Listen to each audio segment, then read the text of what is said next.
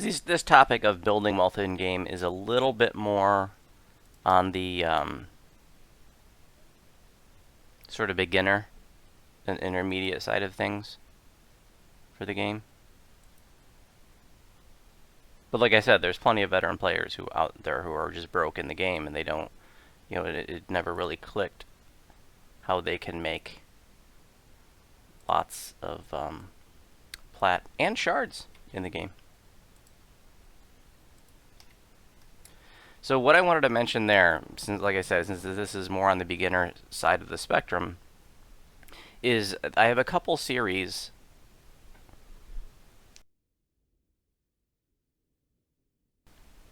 about my Druid build that are designed for new players. I have the Druid True First Life series and the Druid True Second Life series. And those were series where, in order to emulate the experience of a new player on a First Life tune, I went to another server where I didn't have any friends, I didn't have any wealth, I didn't have any gear, I didn't have a guild, I didn't use ship buffs, at least in the First Life series I didn't use ship buffs. I didn't use any of the goodies that I got from purchasing expansions, nothing. And I showed how, starting with nothing on another server, how I got the gear that I wanted, how I built wealth, how I, was able to. Well, in the first Life series, Reaper mode hadn't come out yet, so I was showing how I could elite streak and do some really cool things, even on a First Lifer. Things like soloing the Demon Queen raid, for elite bravery streak, on a First Lifer, where I didn't have anything. Those kinds of things. In the Second Life series, which the sequel to that series I did 2 years later, and Reaper mode was out at that point, I revisited that tune. So I had one past life, right? And I showed how, even with that tune with just only one past life, and the modest gear I was able to farm in the First Life, I was able to solo Reaper quests, and I was doing up to R3. Solo on a second lifer, with modest gear. And, the whole video series, again, I talked about, building wealth, and all this stuff was geared towards newer players. And so if you're a newer player and you're interested in any kind of Druid caster build, you might like those series. And like I said, the topic of building wealth is something I talk about throughout the series. The things that I did, and they both have companion threads that I long, journals, really long detailed journals, where I talked about at every level, these are the quests that I'm doing, here's the spells that I've chosen, here's why these spells are cool, here's how I built wealth, here's what my wealth was at this point in the series, these are the things that I did, and all this stuff. So it's really at a hand-holding level for people who like that. So some people don't want that kind of slower pace kind of resource, but that's what it is if you're interested in something like that. So I wanted to mention both of those series. You're still trying to do Reaper 1 solo? How many Reaper points do you have? And still to this day, I developed a little formula for people who ask, how many skulls should I be doing? Because obviously if somebody's asking that, they don't really know. Maybe they're newer to Reaper mode, or they're a little more casual. And my little formula is, take your number of the number of Reaper points you have on your tune, and divide it by 10. So if you have 15 Reaper points, you divide that by 10, that's 1.5. You should be doing something between 1 and 2 skulls. Now, if you've been playing for a long time, you have an Uber build, you have lots of past lives, you're running with friends, sure, you can adjust that up. Especially if you have friends that are willing to, sort of carry you, that don't mind that maybe you have less Reaper points. But that's just sort of a general ballpark. It's not a hard rule by any stretch of the imagination, but it just sort of will give you sort of a general ballpark target. You have 40 Reaper points, divide that by 10, that's 4. You're at about an hour full, doing 4 skulls. I have 84 Reaper points. Divide that by 10, that's 8.4. Well, what have I been doing on the live stream mostly lately? 8 skulls. And again, it's not a hard rule, just a general rule of thumb to give you an idea, like, you know, Reaper mode can really beat you up at first. And you might be thinking, man, all these people are doing this higher skull stuff and I'm getting clobbered. Well, yeah, if you only have 3 Reaper points, you're going to get clobbered, even in low skull questing, especially if you're trying to solo. And especially if you're newer, like I would not recommend new players try to solo Reapers or even really do Reapers, but especially if they're trying to solo, like if you're a brand new player, focus on, learning the content, focus on, learning game mechanics and do whatever difficulty you're comfortable with. But remember, never forget, and it's so easy to forget, it's so important, make sure you're having fun. Whatever you're doing in this game, make sure you're having fun. Because if you're stressed out and you're hating it and it's grindy, you're doing something wrong. And that's just going to kill the game for you. So, play the game the way that you want to play it. Okay, building wealth.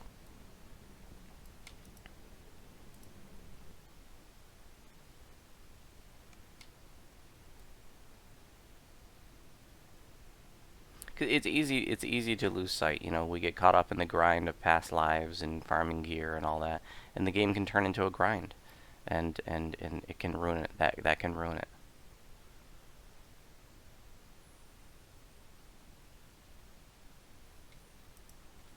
I want to see if I have enough junk loot in my shared bank to. Oh, I don't. I think I just sold yesterday on my bard. I don't really have a lot of junk loot. It's enough, though. It's enough. So I'm going to switch to my bard and talk a little bit about selling on a tune with high haggle. So what I'm going to show you first is the value of selling on a character that has higher haggle. And the first thing I'm going to do is I'm going to pick up the Fjarlin Entertainer buff. These buffs aren't going to be around much longer, but they're here now, so she gives me +1 to all skills, so that's +1 to haggle. This guy gives +5 to haggle, so I'm going to go ahead and get him. That's 6 to haggle, so yeah, I'll take that. And, when you're newer to this topic, it's, people don't understand when they're new to it how much of a difference having high haggle makes. I mean, it's really, really huge. And by the way, the effective haggle cap is 140. If you have 140 haggle, then anything beyond that does not improve. You just can't. And I think they probably capped it at that. We were talking about this yesterday after the live stream. It came up in a guild group. I think they probably capped it at that is because otherwise you would end up with these like infinite plat generation loops if you were able to like buy stuff so cheap with a high haggle and then turn around and sell it for more than you bought it for. You would end up with these infinite platinum loops. So they had to put some kind of effective cap on haggle, right? Otherwise you just end up with these ridiculous scenarios.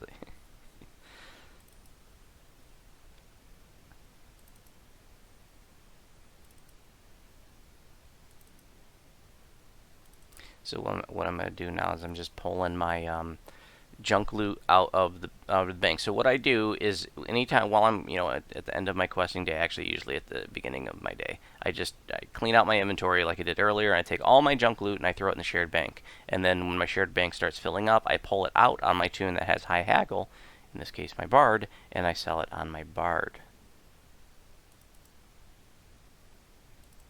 So as I'm pulling my junk loot out, what I'm looking for are a few things. I'm looking for certain combinations of slots that may have a little more value. So when it comes to armor and shields, they can come with blue slots. There's nothing there that's going to have any meaningful value. So don't worry about any kind of armor or shields with blue slots. I mean, you might be able to sell it for 5,000 plat, but it's not going to be a meaningful amount. So don't worry about any kind of blue slots on armor and shields. When it comes to accessories, colorless and yellow slots are also not going to have any meaningful value. But green slotted stuff is going to have a higher value. Now, depending on the economy of your server, you might be able to sell that for 50,000 plat, maybe 100,000 plat, maybe even a few shards, but literally just a few. Like, you might be able to get like 4 shards for a green slotted blank. If it's a ring, maybe 5 or 6. But, you might not even be able to sell that stuff for shards. It just depends on the economy of your server. Every server has a different economy, just because of supply and demand and, whatever X factors. So I'm also looking for weapons that have a red slot, but not just any old weapon that has a red slot. And the reason why, just in case you're new, is like when stuff has slots, people who craft can use those items to craft on, and they retain their slots when you craft on them, so that makes them even, more valuable to crafters. Okay, and the green slotted items are rare when it comes to accessories, and red slots, but not just any old red slots. If you just find any old longsword with a red slot, it's not going to have any significant value. But what you want to look for is the combination of one desirable weapon type, so I don't know, kopeshes, longswords, maybe rapiers, those kinds of things, not heavy picks and light picks and, hand axes. But things change, like a while ago when headsman's chop was a thing, there were Druid builds that were using hand axes, right? So, a while ago, hand axes did have some value, but not anymore. Nobody, dwarven axes don't really have much value. Scepters with a red slot, So what you want to look for is one desirable weapon types with a red slot and a metal type. So, for example, a longsword that's flame touched and has a red slot is going to have some value. But even something like that, you might be able to sell that for 5, 10, 15 shards. So you're not talking about a ton, or maybe you could sell it for 100,000, 200,000 platinum. You're not talking about a ton. But, if you can find kopeshes, longswords, rapiers, these kinds of, maybe even short swords, these kinds of weapons that are more popular, that have a red slot, that have a metal type, and the metal types that are going to be valuable are going to be flame touched is going to be probably the biggest one, silver, and adamantine. Those are going to be the ones. Desirable weapon type, flame touch, silver, adamantine with a red slot as you're filtering through your junk loot. If you find that combination, then that's going to have some value. You can be able to sell that for plat, probably 100, 200,000 plat, maybe more, or maybe just a real small amount of shards, a small handful amount of shards. The one big outlier though is if the jackpot when it comes to like randomly generated weapons with metal types and slots is a shuriken. If you find a shuriken even with just a red slot, that's going to have some value because they're pretty rare drops. So it doesn't even have to have a metal type. A red slotted shuriken would have some value. But the jackpot is going to be like if you find like a flame touched returning shuriken with a red slot, or a silver returning shuriken, or adamantine returning shuriken with a red slot. That you could potentially sell for literally hundreds of shards. Or a couple million plat. So I'm looking for desirable weapons with metal types and slots, and I'm looking for green slotted accessories. Those are the things that I'm looking for as I'm just pulling my junk loot out. I'm just quickly looking at them to see if I can see any combinations like that. Another valuable combination is heroic Vorpal weapons with a slot. Actually, there are a lot of heroic Vorpal weapons that are going to have some plat value anyways, because the thing is, in Reaper mode, in a heroic environment, not in epic or legendary, but in heroic, the mobs are under the Vorpal hit point threshold, so, if you score a 20, the mob is instantly killed, okay? Unless they have Death Ward because they're a certain kind of champ or it's a red name, okay? But any other orange name or regular mob, like, you score 20, it's instantly dead. And in Reaper mode, you have a lot, you're doing less damage, the mobs have a lot of damage reduction, and so Vorpals are nice because, like I said, 20, it's dead, period. And so people who are scoring a lot of hits can kill really fast with Vorpals in heroics. And like yesterday, I was talking about how like if you have like a Vorpal repeater, like if you're doing like a repeating crossbow build and you're using a Vorpal in heroics, it's like using a machine gun. Like it's ridiculous, and it's a lot of fun. If you've never done a repeater build and used Vorpals in heroic questing, you should give it a try. Because it's in Reaper mode. If you're not doing Reaper mode, then you just want to go for the highest DPS you can in a heroic environment. But in Reaper mode, Vorpals are really nice. So if you find Vorpals that, especially if they have a desirable secondary stat like deadly or feeding or something like that, that can have some value. So definitely some plat value. If you find a Lobby Vorpal weapon with a red slot and a secondary desirable enhancement, then that can be worth quite a bit. Shards, lots of plat. So, and the lower level, the better. And we were talking about this yesterday. So, like for example, a level 5 is the lowest level in which you can find red slots on a weapon. By the way, so like a level 5 Vorpal longsword with a red slot that has like deadly 3 on it, that's going to have more value than like a level 18 longsword that's Vorpal and has a red slot with deadly on it. The lower the better. Okay? So if you were to find like a level 5 Vorpal weapon, with a red slot that's a desirable weapon type, especially even if it didn't have a good secondary, but especially if it does, then you're talking that has value in terms of both plat and shards. And so,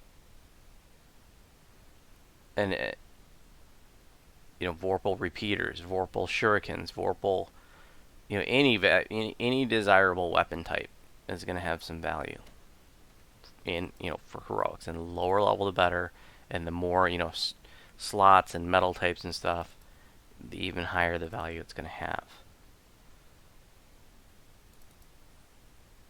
And let's take a look at the auction house. Once I get this stuff out, see that has a yellow slot on it, but yellow slots are not important. Those are relatively common. So that was a Vorpal Bastard Sword, but Bastard Swords aren't super popular, plus it's level 30, so that's, don't care about Vorpals and Epics so much. Okay, let's take a look at the auction house and see what kind of Vorpals we have. We're going to do a 1 to 19. No, let's just do a 1 to 16 search and go Vorpal and see what's there. Okay.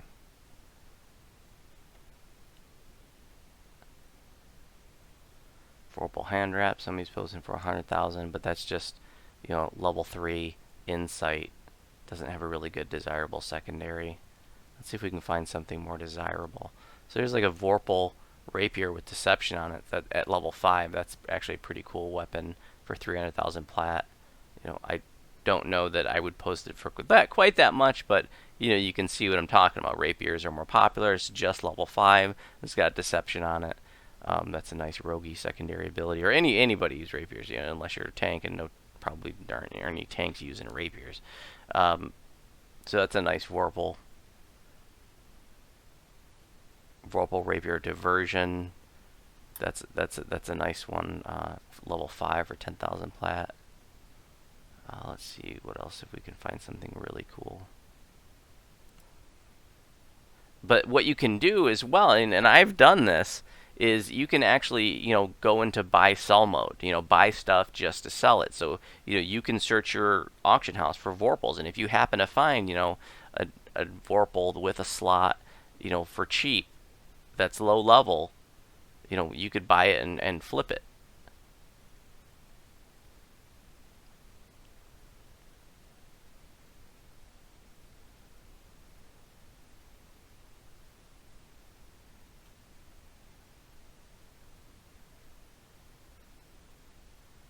See that right there, a +4 Vorpal longsword of feeding that was level 10. for 10,000 plat. That's pretty cool. If they had a slot on it though and it was 10,000 plat, I'd buy that right now and throw it in my guild chest, because that'd be pretty damn cool to have a level 10 Vorpal longsword that has feeding and a red slot, especially if it had like flame touched on it. Then it'd be super cool.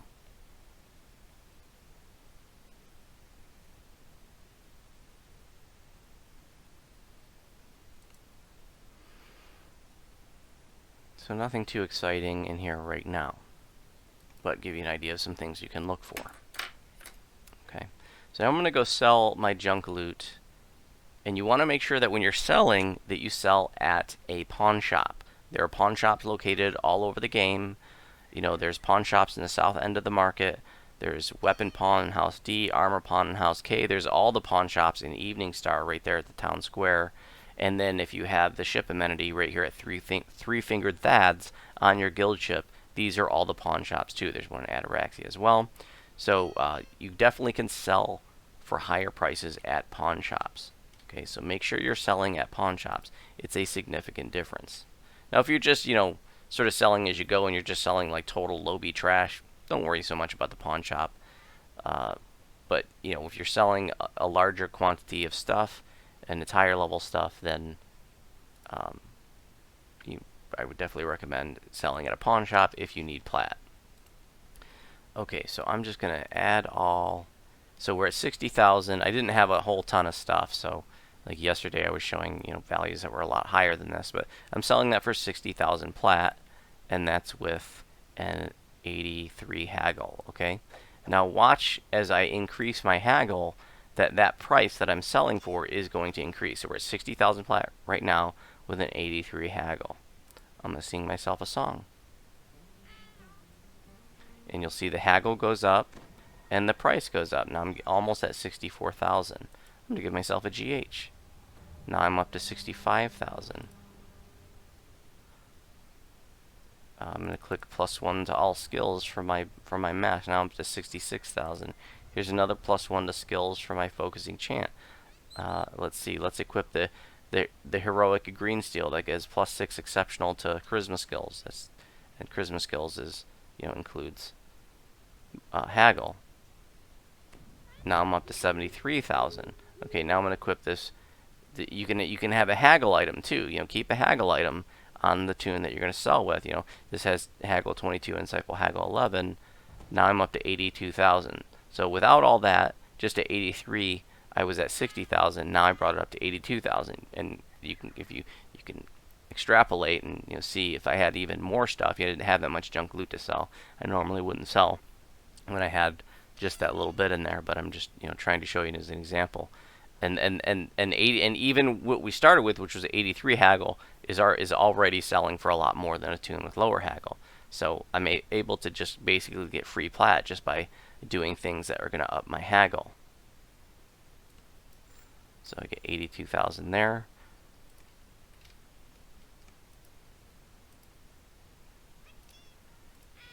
Here I'm going to sell all my armor. There's another 83,000. So it's 160,000 that I've just made just from junk loot. And now the rest of my accessories is about 70,000. So I just made 230,000 plat just selling that little bit of trash loot that I collected since yesterday. Okay, but yesterday I did this. I had a full shared bank yesterday, and on the live stream, I sold probably about 100 items that were just over the past 2 or 3 days, and I made 600,000 plat just by, and I showed that on the live stream, 600,000 plat just selling trash loot. And if you're getting 600,000 plat every few days, well, you can see that in no time you're plat capped, and all of a sudden you're like, what am I going to do with all this plat? And you're starting to move it to other tunes and stuff. And the easy way to move it to another tune, like back in the day, we used to ask your friends to do plat transfers, and you'd be like, hey man, can I give you 1,000,000 plat? And then I'm going to switch to my alt, and you can give it to the alt. That's what we used to have to do to move plat around. But now we have the shared platinum vault, and my maximum is just 4 million. So, but I can move up to 4 million plat between tunes. This tune, you know, just a couple weeks ago, I took this tune down to like zero, not zero, but he was like a couple 100,000 plat or something. Now you can see them are back up to about 3 million plat. So plat, not even a thing.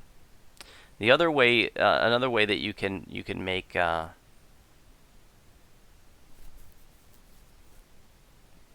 plat and shards with your junk loot is by disjuncting it.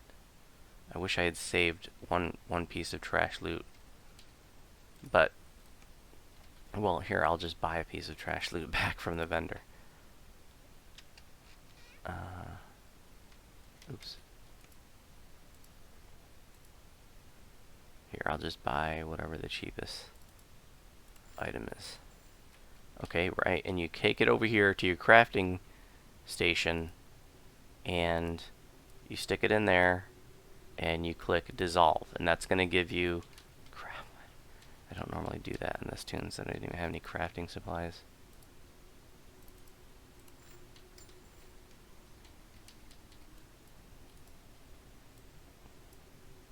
Dissolve. That's going to destroy it outright. Okay, and it's going to give me a little bit of plat, and it's going to give me some essences. So I just got 360 plat, not as much as if I were to sell it, but I also got 24 Caneth essences. Okay, and these things, and these things can still sell for high plat and high shards. So let's take a look at what they're selling for. I don't even know what the going rate is these days. Caneth essence. Nobody has any on the auction house, probably because that stuff is more valuable, so people are posting it on the shard exchange. So let's look on the shard exchange, and Caneth essences are selling for 10,000 stacks for between 30 and 60-ish shards. That sounds like a reasonable going rate. But I know that when I was doing the Northwynd 2 series, which I finished about a year ago, I was trying to buy 10,000 stacks, and they were actually, and that was, over on the Caneth server, that they were going for like, about 100 shards for a 10,000 stack. But that was, it was a year ago. So, like I said, the economies of different servers can be different. Other servers might be a little bit less than this, some might be a little bit more, but you can sell your Caneth essences and make some shards doing that. But that's, 10,000 Caneth essences is a lot, and, at 10,000 at a rate of, even 50 shards, you're not going to get rich doing that, right? And it's not, you can't farm Caneth essences, you can't build them up quickly, so, you're going to find yourself running out of Caneth essences really quick if you do that. And if you're not a crafter, I mean, earlier I was talking about building your crafting levels up. You can get yourself up. If you had 50, 60,000 essences, you can get yourself up to level 300 in literally a half an hour. If you do that method that I talked about, or that I talk about in my video.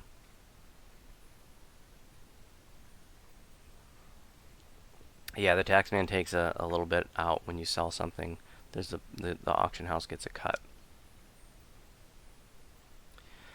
Okay, so selling, if you're wanting to make plat, selling on a tune that has higher haggle, it doesn't mean you have to make a tune just for haggle, but if you have a charisma-based character, well then, like a sorcerer or a warlock or something, or a bard, they're going to have higher haggle because they have higher charisma. And then what you can do is get yourself some gear like a haggle item.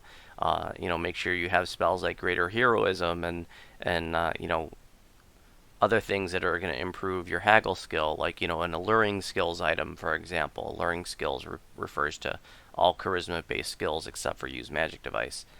So haggle would be included in that. So those kinds of items, and on a charisma-based tune, even if you could just get your haggle up to 100 or something, like that's gonna give you a much more meaningful amount of platinum than selling on your fighter, for example. So that's some ways that you can earn plat, items that you can look for, selling your junk loot on a higher haggle tune, and you're gonna find out you're gonna have platinum coming out your ears. So when it comes to shards, and everything I talk about selling for shards, you could also sell for plat as well. But when it comes to shards, let's talk about some things that are going to be desirable. So let's talk about making shards. People have commented in my videos, a lot of times over the years, like, Voodoo, how'd you get so many shards? Do you just snap your fingers and you get a bunch of them? No. I mean, you can if you have real life money. You can buy shards and get a bunch of them really quick, but Uncle Voodoo doesn't have real life money. So Uncle Voodoo had to work for his shards. So a sustained effort. There's no magic pill to getting a bunch of shards right now. But there are definitely ways that you can, with a sustained effort, you can build your shards up. And so we're going to talk about that now. One of the ways that I do it is, as a veteran player, I have lots of collectibles, right? And collectibles have a high value. And so I like to post my collectibles on the shard exchange at a rate of a stack of 5 uncommons or a stack of 10 commons for 5 shards. And I didn't sell very many on this tune the last time I posted, but I sold a couple. I sold 5 sparkling dusts for 5 shards. I ended up getting 4 because the auction house takes its cut. So now I gotta remember sparkling dust. So I'm gonna go ahead and open that up. And as soon as something sells, I'm going to replace it. That's an uncommon, so I'm going to separate out 5 of those. Don't ever do this when you're tired, drunk, or in a hurry, because what you're going to do is you're going to accidentally post your big stack. You're going to be in a hurry, and instead of grabbing the 5 stack and posting it for 5 shards, you're going to grab your 400 stack and post it for 5 shards, and then you're going to be like, damn it, I just sold 100 vials of pure water for 5 shards. That actually happened to me about 6 months ago. Oh, that was painful too. I sold like 100 stack of pure waters for 5 shards. Because I was just not paying attention, and I clicked the wrong stack. So bummed out. Okay, so 5 sparkling dust, and then 2 ornate charms. I know from selling collectibles for a long time that ornate charms have a particular value. Even though they're only uncommons, I know that I can sell them at a rate of 2 of them for 5 shards because they are highly sought after. And the rest of them didn't sell. But what I like to do is on 3 different tunes, the maximum number of auctions that you can post are 20 per tune. So what I'll do, when I'm seriously trying to move my collectibles, is I'll have 20 auctions going on 3 different tunes, so a total of 60 auctions, and just keep refreshing them regularly. Keep checking those tunes every day, keep refreshing them. And I find, even though that the new canned crafting system is several years old at this point, people are still wanting collectibles. And like I said, even commons, even arrowheads and blessed candles, like this stuff sells. I don't really sell too many rares, but so I'll post these for just 5 shards, right? And I'll have 20 on this tune, and I'll have 20 on Ginger, and I'll have 20 on Voodoo, right? And this is not a get-rich-quick scheme, but what you're going to find is if you stay on top of this, that, at the end of the first month, all of a sudden you're going to have a few hundred shards. And then after a couple months, you're going to be like, hey, I've got 500-600 shards. And after a few months, you're going to be like, hey, I have 800 shards. And after 4 months, you're going to be like, hey, I have 1,000 shards.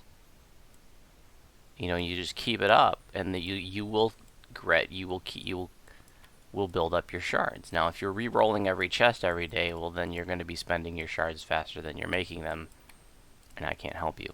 But we're going to talk about other ways to build shards as well. But yeah, all this stuff, singed sorewood, a stack of 10, yeah, that'll sell for 5. I just sold some on Voodoo, some others on Voodoo. So, I had 2 that sold here, I had a few that sold on Voodoo overnight. And the weekends are going to be, when it comes to the auction houses, the weekends are the busy times. That's when more people are playing. People that have like real lives and jobs, unlike me, they don't get as much time to play this game during the week.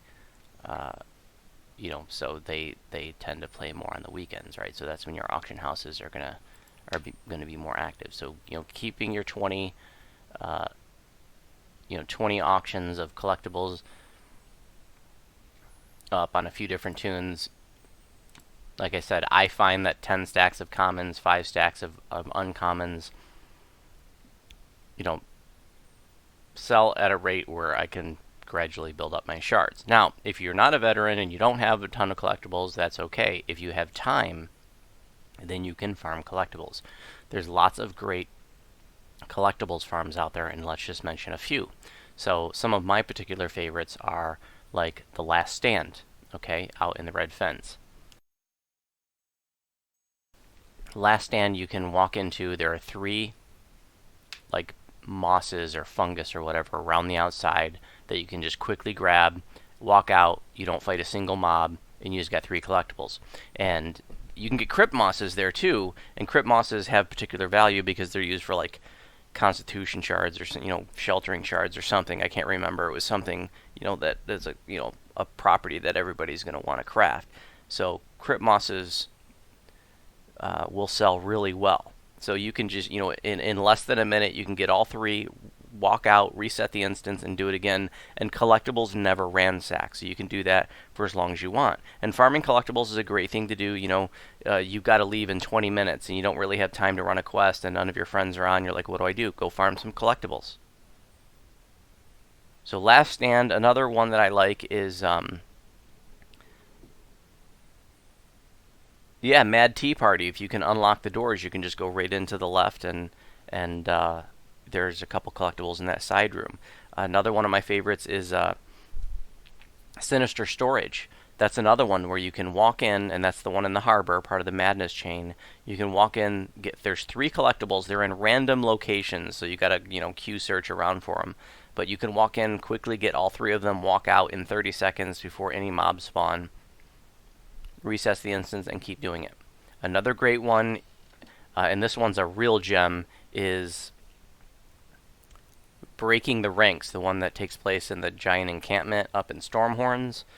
There are 5 collectibles that you can get. There's 4 in the side where there's some tents, and then there's 1 to the right of that. You can run in, get 5 collectibles, run out, reset the instance, and keep doing that. You're getting 5 collectibles in less than a minute. Okay, what you want to do in that situation is you switch to your Exalted Angel Destiny. So you got wings, and you just wing, grab, wing over, grab, recall out, reset, do it again.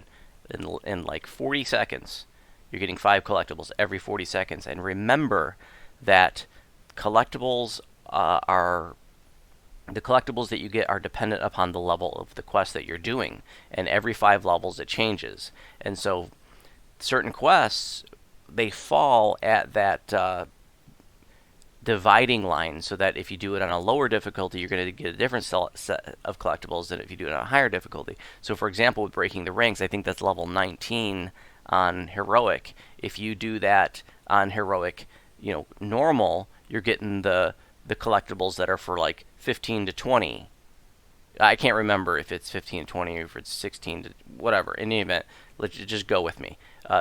You're getting the 15 to 20 collectibles if you do it at level 19, which is normal. But if you go in there on Elite, now it's a level 21 quest, and now you're getting the collectibles from the 21 to 25 category, right? And then if you do it on Epic, it's like a level 27 quest. So if you do it on Epic, you're getting a third set of collectibles. So from the same quest, you can get all kinds of different collectibles depending on the difficulty that you go in. Last Stand is like that too. That's a level 9 quest. So if you go in there on normal, you're getting the level 5 to 9 collectibles or whatever. But if you go in there on Elite, you're getting the level 10 to 15 set of collectibles. So you can get a whole bunch of different kinds of collectibles. Thank you very much for the cheer, bud. Appreciate you. Another good farm that I like is, I think it's Tomb of the Sanguine Heart in Necro 1. There's like 7, maybe like 9 collectibles that you can get. I'm going to pull up the map real quick, because this is one that I think not a lot of people really know about in terms of its value in farming collectibles. So I'm going to pull up the map right quick here.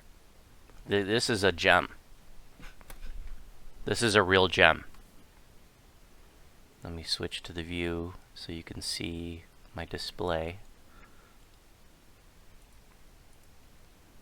Okay, so this is Tomb of the Sanguine Heart.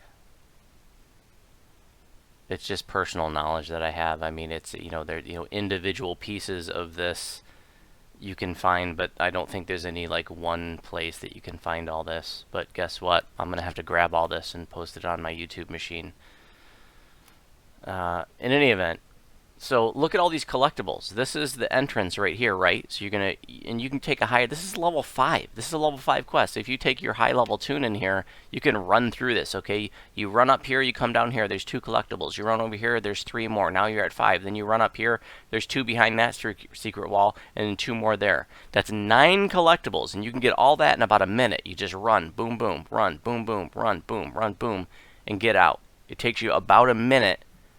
And then if you have detour, you can just detour the hell out and boom, reset. You're getting 9 collectibles per minute out of Sanguine Heart. That's huge. Okay, and there is a collectible that drops here, maybe a couple of them that are valuable. There's I think you can get crypt mosses here, and you can also I think get skull fragments. Skull fragments have a moderate, they sell moderately well. I can't remember what else you can get there. Okay, another good collectibles farm is Vol, Desecrated Temple of Vol out in Necro 4. Okay, you've got, and again, if you do it on Heroic versus Epic, you're getting different collectibles. And guess what? On Epic, you can get Ornate Charms. That's a good Ornate Charm farm, guys. If I need Ornate Charms, that's where Uncle Voodoo goes. And when Uncle Voodoo was doing the Druid True Second Life series, Uncle Voodoo farmed out Epic Vol to get Ornate Charms to sell them on the Shard Exchange so that I could then use that to get the things that I wanted. Okay, you go right to the right and just do it on casual. You can run through the spinny blade traps on normal or casual. I'm telling you, like, you don't worry about the traps on normal. You just run through them. And there's like 3 collectibles in that right hall. Don't even worry about the one in the left hall. In terms of efficiency and speed, just run and get those 3 on the right, recall out, reset, do it again. Run, get the 3, recall out, do it again. And you can get, 3 collectibles every, less than a minute. So these are some examples of some really good collectibles farms, great to do in your off time. I'm not telling that you need to spend 8 hours every day doing this, but like I said, it's a really great thing that you can do. You got 20 minutes, you don't have enough time to do a quest, you got to leave in a few minutes, but go farm some collectibles. And then you can turn around and sell those for shards. Okay, so that's selling collectibles, that's farming some collectibles. Yeah, smoldering embers. I don't know of any good way to get medium Eberron Dragon shards, honestly, Clarice. I don't know of any farms. There just seem to be like super, super rare drops from collectibles. So the only thing I can tell you is just make sure you get your collectibles. But even then, it's really, really slow. Yeah, I don't have any good thing to tell you. Yep. Okay, so let's talk about other things that you could sell on the Shard Exchange to make money, and other things, especially things that you can farm. So, trading in excess tomes gives you purified Eberron Dragon shards, not medium Eberron Dragon shards. Those are different things used for, purified Eberron Dragon shards are used for crafting, but medium Eberron Dragon shards are used, well, probably most popularly to get 20% XP pots from Tara White Raven in House D, in case you didn't know that. You can also get a mnemonic trinket thingy-dingy from a trader in the market that gives you basically like 20 major mana pots in the form of a clicky trinket. And then you can also use small Eberron Dragon Shard fragments to get 10% XP pots. So those are really, really nice. I would not recommend...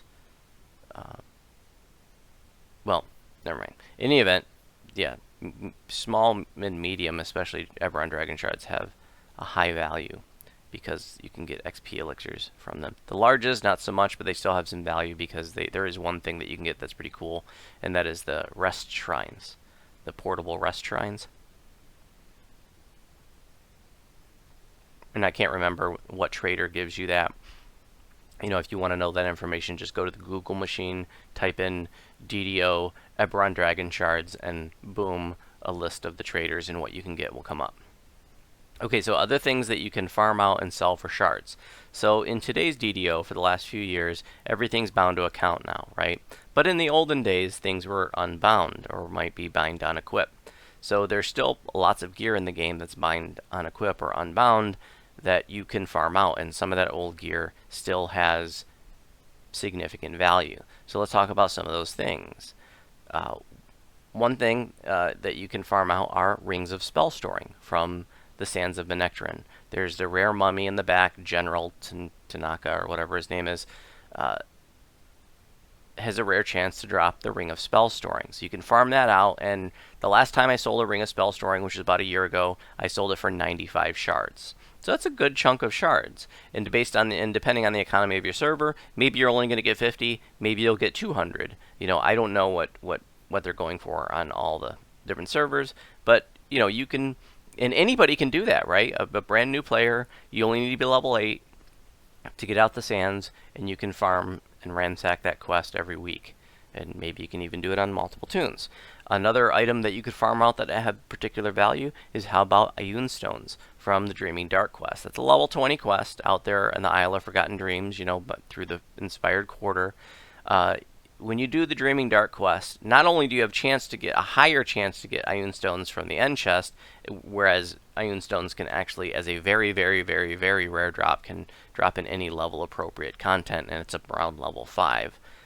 But in the Dreaming Dark, they drop much more commonly. But every 3 completions of the Dreaming Dark quest, you get a random Ioun Stone on your end reward list, and you can even do that on casual. You can zerg that on casual in 10 minutes or less, and every 3 runs of that, you get a random Ioun Stone. Well, most of your Ioun Stones aren't going to have a whole lot of value. You might be able to sell them for a few shards, but there are 2 in particular that do have higher value. One is the Vibrant Purple Ioun Stone, and that's going to give you Arch Magi at level 5, and so you might be able to sell that for 10, 20, 25 shards. But the jackpot one is the Vibrant Purple Ioun Stone. It's one of the most important items in the game when it comes to spell absorption items. Spell absorption is so important, and this is one of the best spell absorption items. It has 50 charges of spell absorption, and it's level 5, so if you happen to get the Pale Lavender Ioun Stone, then you can sell that for 100, 150, maybe 2 or even 300 shards. Let's go ahead and take a look on the Shard Exchange at those Ioun Stones and see what they're selling for. Okay, so people are trying to sell even other ones for higher. I don't think they're going to sell. It hasn't been my experience. The Pale Green Ioun Stone will also sell. I don't think they're going to sell for 100 shards, but look at this. Pale Lavender, 1100, 789, 1200. Those are way overpriced in my opinion. I'd be shocked if they sold, but I wouldn't be shocked if they sold for 300 shards. That's a significant number of shards. There's a Vibrant Purple for 1200. That's a way overpriced. I'd be surprised if something like that sold for more than 50 shards.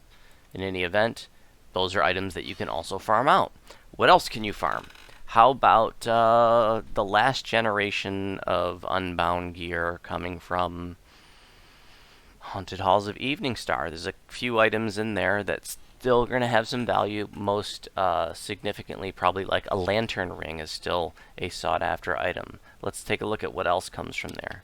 Haunted Halls. I'm going to the Google machine and I'm typing in Haunted Halls of Evening Star. The Google machine is so valuable. We have this thing called the internet. I don't know if you've heard of it, but you can search anything you like, and the information is probably there. And DDO Wiki is the single best source of information, all things DDO. I love it. I use it every day. You should have it bookmarked, but the search function sucks. So if I want to find something on DDO Wiki, I just go to the Google machine and search for it there, and then usually the first article that comes up is the DDO Wiki article. So I'm just going to look really quick at the gear that comes from there. Okay, the Lantern Ring, the Libram of Silver Magic, the Mage Star. You can sell Mage Stars for probably 10, 15 shards. Manual Stealthy Pilfering, Necklace of Mystic Eidolons, Purple Dragon Shield, probably not so much, but you could probably sell all that stuff for shards. But I think the The big one is going to be the lantern ring, you know, that you're going to be able to sell for, oh, I don't know, I haven't priced them lately, but I would think you'd be able to get at least 25 shards out of one lantern. Nothing there. Let's see if there's a lantern ring on the regular auction house. Lantern. Nothing. See, they're not there. People want them. You could be the only game in town. Oops. Shard exchange. Let's see if there's a mage star there. There's a mage star for 30 shards. What did Uncle Voodoo just say? You might be able to sell that for 30 shards. I don't, something like that. There you go. Mage stars are another, you know, spell absorption item, and you know, any tune that you're serious about ought to have a mage star that's upgraded. Ought to have a pale lavender rhinestone that's upgraded. Ought to have, you know, jeweled cloak, mantle of the world shaper, these kinds of things. You know, spell absorption is so important, especially in the day of Reaper mode. Okay, so what else can you sell for shards that you could potentially go out and farm? Let's see. How about relics from Giant Hold? You know, back when Giant Hold was first epified, you know, after people had a chance to, you know, farm the hell out of that, you know, that stuff was plentiful. But you know, not as many people are farming Giant Hold, and the markets are not flooded with relics. So you can actually sell like those, you know, restored Giant Hold relics, the restored dragon relics, and you know, that you get from the rare chests in the Slayer Zone, or you get from the quest chests and stuff. So let's just type in relic. I bet I have a ton of them. I've, well, hundreds of them in any event, of the restored ones, and you know, But yeah, these things will actually sell on the Shard Exchange. So you can farm that stuff out at Giant Hold, and you can even just do like Slayers to do the rare chests. You're not going to get a ton, but you're going to be able to sell them for, you know, some. Okay, so other things that you could sell, that you could farm out and sell, how about Slave Lord's ingredients? Slave Lord ingredients still have value. Okay. Pale Lavender Iron Stone, the best way to get one of those is to farm out the Dreaming Dark Quest and the Isle of Forgotten Dreams through, you know, through the Inspired Quarter, and every 3 runs you're going to get a random Ioun Stone on your reward list, and so just Zerg it on casual and keep doing that, and like until you get the Pale Lavender. So let's look at, was it Collars? Oh, that's the regular auction house. I wanted the Shard Exchange. Okay, what is it? Collar. Okay, there's no broken collar. I can't remember all the shackles. There's 100 shackles that somebody posted for 57 shards. What's the other one? Shackles, collars, and I can't remember.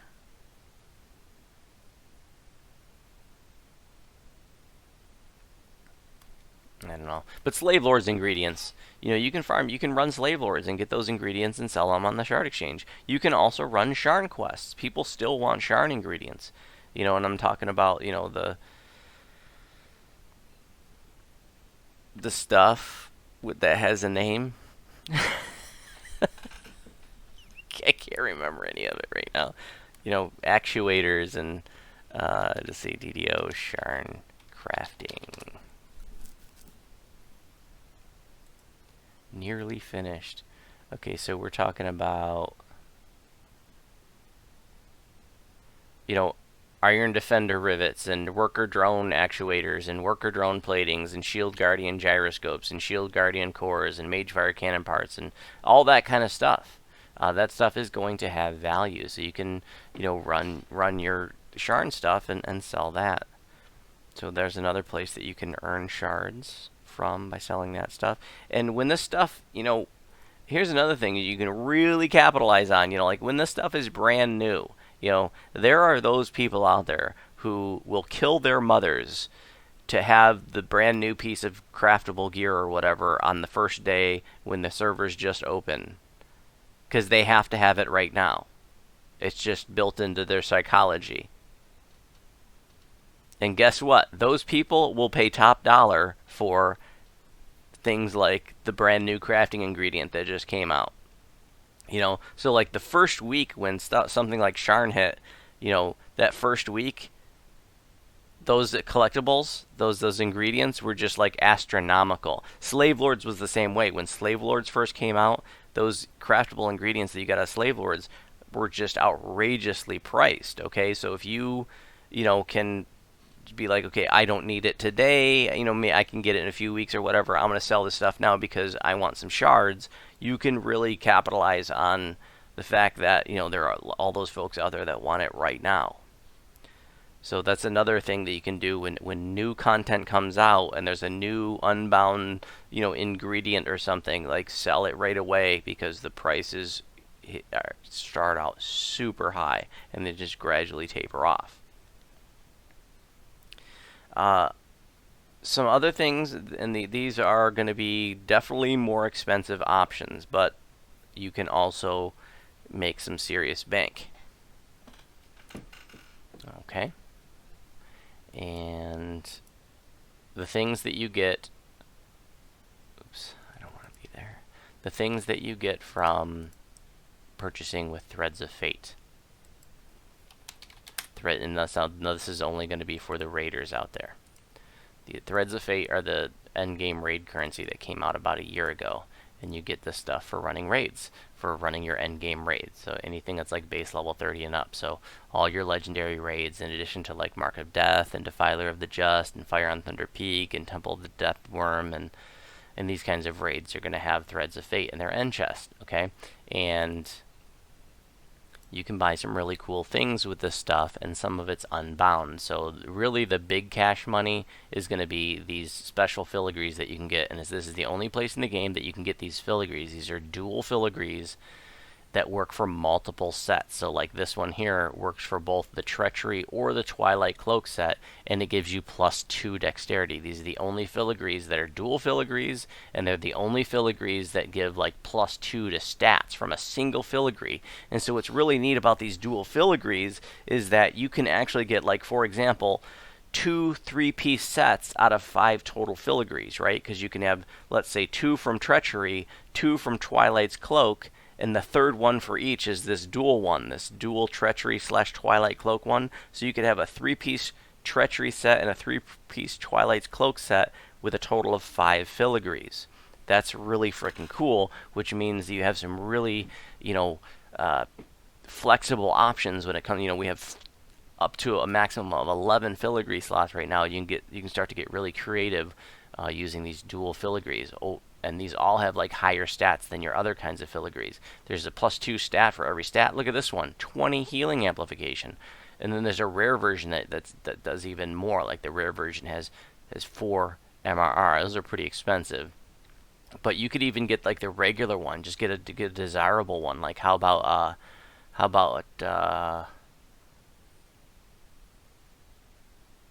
where is it? Where's the con one?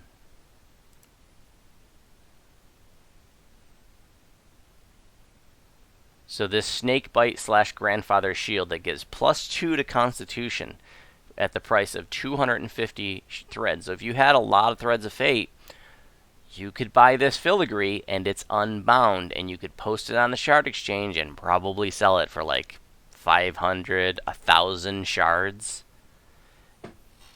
And here's the thing. This is another thing, like, that sort of an angle you can take advantage of, and I don't want you to like exploit people, but at the same time, I'm just talking about market and going rates. Remember, or maybe you didn't know this, most people who play this game do not raid,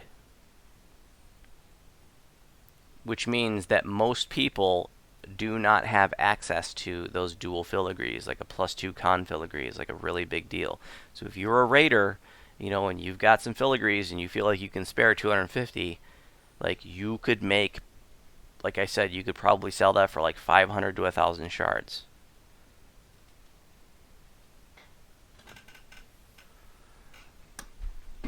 But giving up your filigrees, those that 250 shards is a decent amount of raiding. That's a decent amount of your time. To get those 250 filigrees, you might have to run 15 raids, depending on the difficulty. So that's a lot of your time. You know what I'm saying? So that's, the next person who doesn't raid doesn't have to run 15 raids to get that. They just need to drop some shards. But yeah, so if you had a lot of Threads of Fate, you could buy like +2 Constitution filigrees, and you could sell those for hundreds, if not 1,000 or more shards. All right, what else can we sell for shards? I mean, there are certain rare augments that still have a high value, but they're not really farmable. Not quickly, but augments like pretty much any of the named augments. Your meteoric star rubies, your meridian fragments, your globes of true imperial blood. Your golem's hearts, your draconic soul gems, those kinds of things all have value. They all can be sold on the shard exchange. Let's take a gander and see what people are selling for shards these days. 88 pages on the but let's just take a look.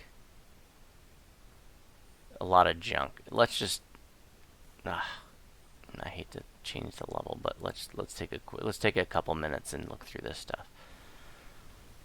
I think we'll get some ideas once we get to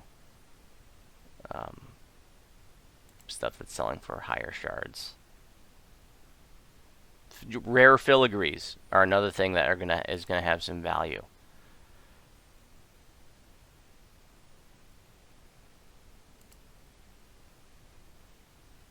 Lots of filigrees on there. The regular filigrees I don't think are going to sell so much. I mean, maybe some of the more desirable sets, but rare ones, especially from desirable sets, are going to sell. We're still at stuff that's selling for, 4 shards. I'm going to go up to where I'm getting, stuff that's selling for higher than 4 shards. 4 is literally the minimum that you can post stuff for. Let's start getting up a little bit higher. D-door scrolls. If you find some D-door scrolls, I always post them on there for, you usually find them in stacks of 2. I'll post them up there for 5 shards. They always sell right away.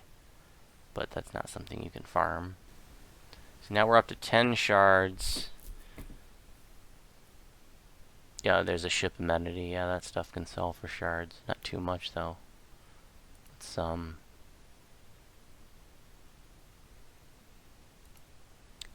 Also, okay, event items too. I was just reminded by something I saw in there.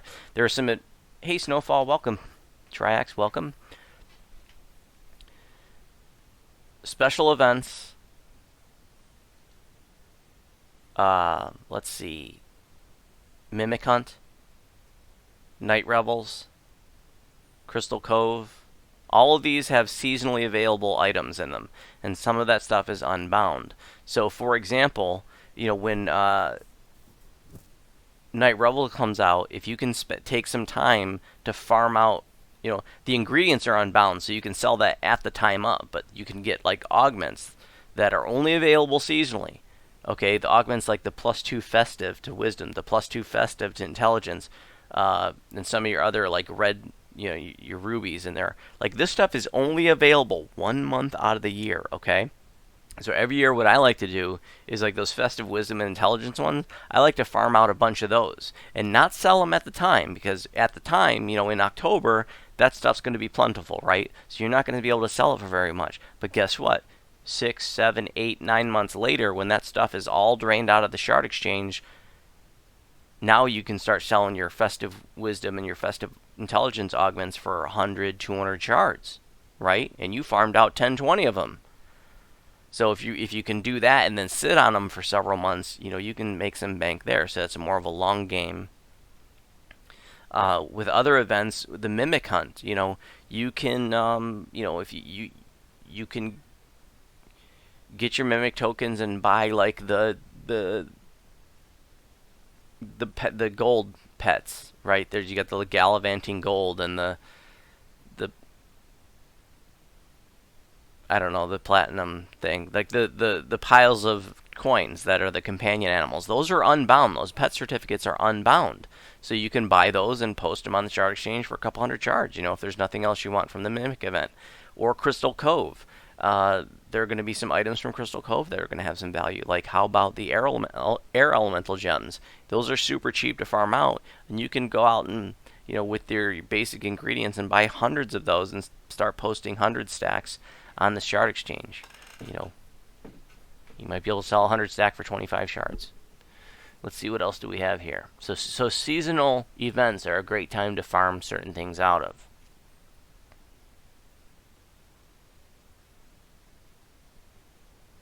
A silver greatsword. We were talking about metal type weapons.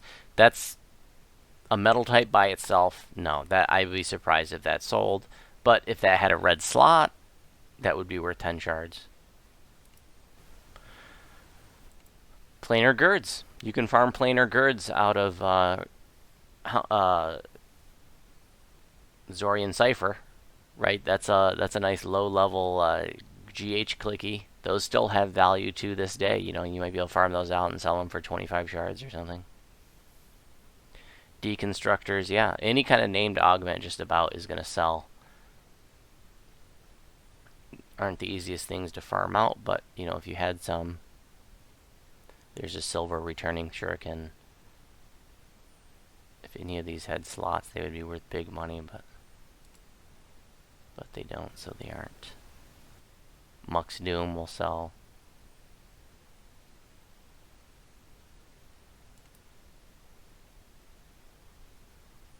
Diamonds of Vitality. You can pull those out if you have extra jeweler's toolkits. You can pull those out of the Minos Legends that you get for your tapestry trade-in in Upper Necropolis.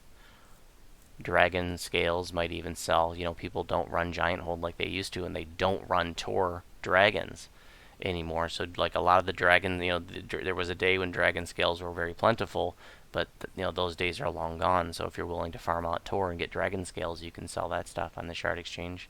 And because people don't do the dragons anymore in Tor, some of those items do have value. Like globes of true imperial blood come from one of the dragons, and there's some other items too. A lot of those items aren't going to have value anymore, but some of them will, and that stuff is unbound. All your Giant Hold stuff is unbound.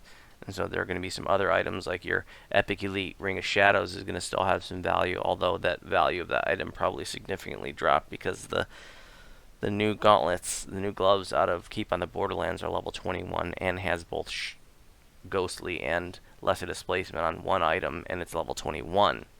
Whereas the Ring of Shadows was, the Epic Elite Ring of Shadows at level 25 before that used to be the lowest level item where you could get both ghostly and lesser displacement on one item.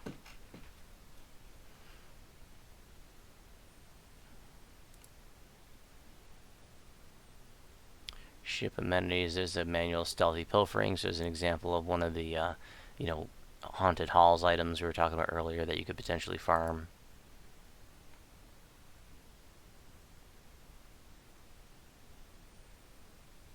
Pet certificates.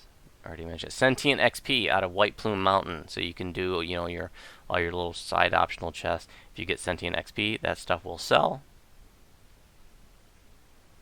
Also, any named loot that's above level 21. Or, 21 and up. Okay? It's funny how... This is another example because of something that changed in the game, just all of a sudden spiked the value of something. We talked about earlier how collectibles, most of them had, like, essentially zero value. All of a sudden, the new Keenth crafting system comes out, and they just went through the roof. Okay, junk named items that are level 21 and up all have value now because you can feed it to your sentient weapon. So even stuff that was utter trash and absolutely embarrassing at the time, like my favorite to point to is the Magerite Scepter out of Lines of Supply. Like, that item sucked when it came out, right? But guess what? It's unbound and it's named and therefore can be fed to your sentient weapon. And because that level 21 and up gives more Sentient XP than level 20 and under. Level 20 and under named items only give 1 XP times their level. So like a level 20 item you feed to your sentient weapon, it's only 20 Sentient XP. It's not very much. But as soon as you go up to level 21, now it's 5 times the level. So like a level 21 item is worth 85 Sentient XP, you know. So obviously a lot more. And then, you know, once you get up to like level 29 items or whatever, it goes up to 10 times their level in Sentient XP. So epic named items that are level 21 and up actually do have value. You can be able to sell them for plat.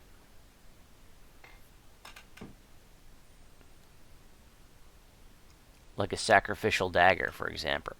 Oh no, it's only level 20.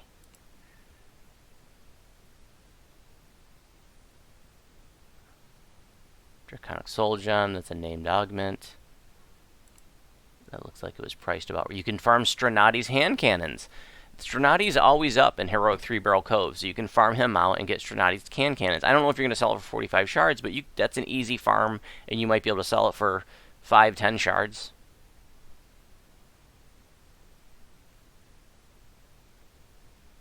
Global Trooper, Draconic Soul Gem, yeah, those are priced about right, it looks like. Your Tiefling Assassin's Blade, they come from that rare guy that's way up by Precious Cargo and in 3-Barrel Cove. You can farm that Tiefling Assassin's Blade is unbound, and you know it's a pretty rare drop, so you can farm that out and sell that. Runic Trinket is another one. This is a pretty easy farm out of Repossession, which is the little level 4 quest that's part of the Sharn Syndicate chain in the market. This comes from the end reward. It's unbound, and every time I get one, I throw it on the shard exchange for 24 shards, and it sells instantly.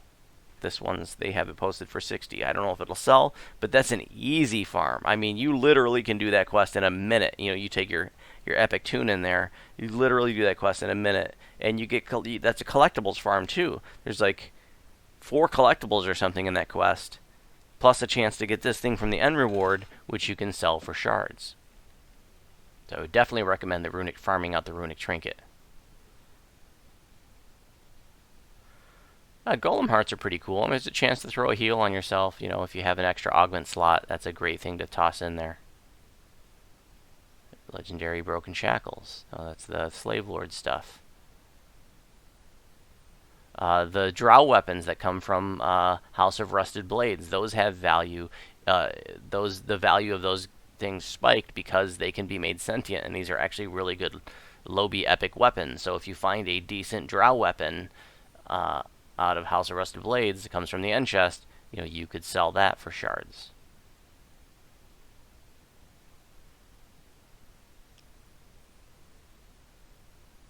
Another thing, you know, if you're an old timer and you're a hoarder, something that you may not know that has really high value are the old school dual slotted items. Okay, so years ago, randomly generated gear used to drop with 2 slots on it. You could find like a cloak with a colorless and a yellow slot on it, or a ring with a colorless and a yellow slot on it. Well, about a year before the new Cain's crafting system came out, they very quietly took that stuff out of the loot tables. Well, Uncle Voodoo didn't bother saving that stuff because in the old Cain's crafting system, having multiple slots on an item was kind of like a poison pill. It would raise the minimum level of the item. You know, and if you had 2 slots on it, it raised it like by 5, and you didn't want the minimum level to be raised on your craftable. You wanted to lower it, right? So slots weren't really the greatest thing sometimes in some of the old Cain's craftables. So I didn't bother saving those dual. But when the new Cain's crafting system came out, they changed it so that slots on the item do not affect the minimum level. So if you have any of those old school dual slotted blanks, those are worth big shards, hundreds. You know, you might be able to sell a dual slotted ring easily for like 500 shards. I don't know what the going rate is now, but those are worth big shards. So if you were a hoarder and you have, you know, I know when I've mentioned that, the people are like, oh, I have a bunch of those on an old mule. You know, I'm going to sell some of those. You know, those have a high value. There's another Strenati's hand cannon. Meridian Fragment. Mentioned that one. Comes out of Fire and Thunder Peak. Ruby of Endless Night. That's something that somebody got from Maybar. 87 shards. Some more Sentient XP. Ruby of Vampire Slayer.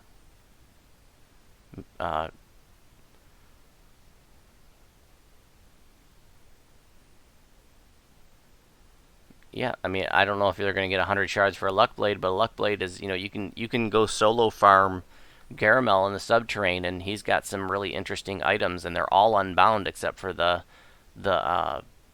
Rune Arm, and the Luck Blade is a really unique item in that it's the only heroic weapon that has 3 slots on it, so a highly customizable weapon.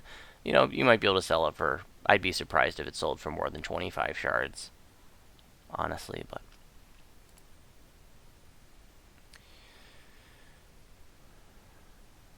more Dragon Scales, the Shadow and the Fire, coming out of Fire and Thunder Peak and Temple of the Deathworm. Planar Gird, mentioned that one earlier out of Zorian Cipher. You can farm those. I'd be surprised if it sold for 150 shards. I'd be surprised if it sold for more than about 35 or 40 shards, but you know, you might be able to sell it for 20-25 shards pretty easily.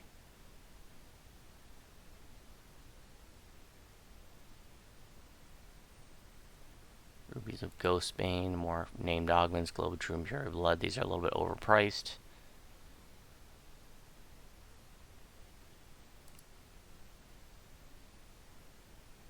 Mace of Smiting is another example of an item that can come commonly out of Garamel's chest in the subterrane. It's unbound. That's a really nice construct beater. Smiting is Vorpal on a construct. It's an insta-kill. So this is a wonderful heroic construct beater. Frostbrand is another item that comes out of his Garamel's chest, but I don't think this is going to have any serious value.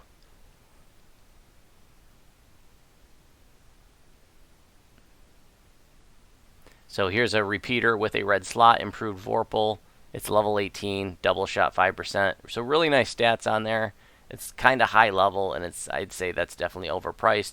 But, you know, if I had something like that, I might post it for 50 shards. Silver longsword with a red slot.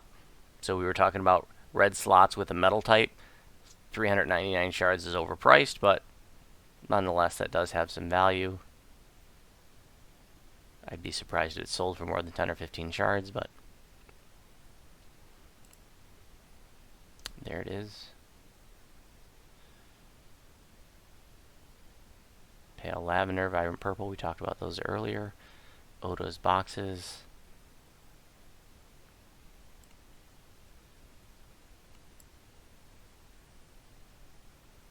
So then the rest of this stuff doesn't have a buyout.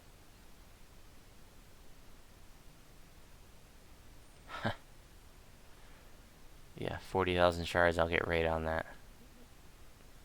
I mean, who even has that many shards? You know, they're probably hoping somebody clicks on that by accident, but who even has that number of shards?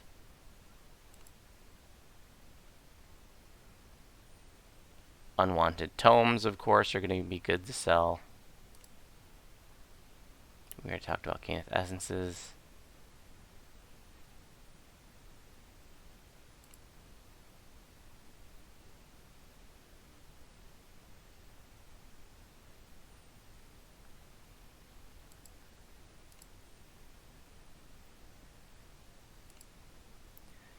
There was one other thing I wanted to mention when it comes to platinum. But first, before we do that, I wanted to look to see. I will bet that there aren't any named items above level 20 in the auction house. Because like I said, that stuff, I'm getting by all the pluses. That stuff can be fed to your sentient weapon. So as soon as you see that stuff, it gets purchased right away, unless it's ridiculously overpriced, like these aquatic bracers. There's not going to be any cheap stuff that's named at 21 and up, because people scoop it up right away. So you can. The gloaming filter can't be fed to a sentient weapon. I don't know why. It's just a quirk about it. So if you're if you're looking to make some plat, you can sell your epic named items if you don't need to feed it to your sentient weapon, and you control the pawn shops. You control the pawn shops in Evening Star, for example, and maybe somebody sold some some named weapon or some named armor in one of those pawn shops, and you can buy that out for 10,000 plat and turn around and sell it for 60,000 plat. So if you're trying to make some shards, you can work those pawn shops too, and you can also troll the pawn shops for slotted items. So let's just go down to the pawn shops in the market. And this is, if you're a newer player, like when I did my True First Life series and my True Second Life series, I spent a lot of time trolling the pawn shops, because you can actually get some nice usable lobby gear out of here for cheap money. But you can also go here. People a lot of times are just going to sell their stuff and they don't even look to see what they have. So you can, spend some time going through here and look to see, does it, did somebody sell something that has a green slot? And if they did, you can buy it and then turn around and disjunct it and post it on the auction house for 75,000 plat. There's a yellow slot. That's not going to have much value. But you can do this for the the pawn shops out in Evening Star too. Let's just take a look here. If we sometimes you get really lucky and somebody sold like some old double slotted item. I got lucky when I was doing the Northwynd series. I found somebody that had sold it. I don't know if it was I found it here or if I found it. I think I found it cheap on the auction house or on the auction house. And then I turned around and traded it for something really valuable. No, green allows yellow augments. But there's no such thing as a green augment. This is a green augment slot, and it allows yellow or blue, but there's no actual augments that are green. That would be neat if they added something like that. So, pawn shops out here in Evening Star 2, you control these. Look to see, did anybody sell any named items? If they did, you can pull it out and post it on the auction house for, for some plat. And then when it comes to your accessories, you can look to see if anybody sold some stuff with green slots on it. And you can just very quickly start, there's a yellow, there's colorless, we don't care about that, we're just looking for a green slot. Or if you want to take your time, you could look for things that look like they were a little bit more valuable because they had complementary stats on it, and maybe like an insightful stat and a slot. There are definitely some things that are going to have some value, and for newer players, this is an easy place to go to, try to maybe pull some things out and sell them for a little bit more on the auction house. When I was really, really broke, when I did the Northwynd series, one of the ways that I made my initial amount of plat, that first 100,000, and I had like 130,000 plat on day 2, right? On day 2 over there where I started with nothing, at 130,000 plat. And one of the things that I did is, or it was day 2 or 3, is I went to those pawn shops down in the south end of the market, and I looked for lobby gear that was usable stuff. Boots that had feather falling, and in a slot or something like that, and just buy them for 5,000 plat, turn around and sell them for 15,000 plat. You're not talking about a lot of plat, but when you're absolutely broke, you're brand new, you have nothing, and I can turn around and flip stuff and make 10,000 plat on it, I'm going to do that because that's a meaningful amount of plat when you have nothing. You know what I'm saying? But, if you're already past that initial stage, it's kind of a waste of time to try to work the auction house for those low margins or those low amounts. But, it's good for a newer player to build up their initial bank, because you can do that when you don't have much plat.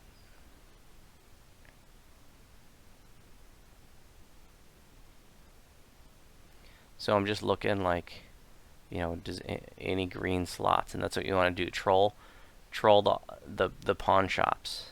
And I'm not going to go through it all, but I'm just going to quickly look to see if there's any named items, but there probably won't be because people, go through here looking for that. Because like I said, you can feed epic named items to your sentient weapon for a good amount of Sentient XP, level 21 and up. So see, there's just nothing named. because everybody's scooping that stuff up. But once in a while, you know, if you keep trolling them regularly, you'll find some decent stuff. Well, that's all the stuff that I can think of about building wealth in terms of platinum and making shards. You know, for those of you who are interested in that topic, hopefully, you know, there should have been some ideas in all of that information for you to hit the ground running, as the kids say.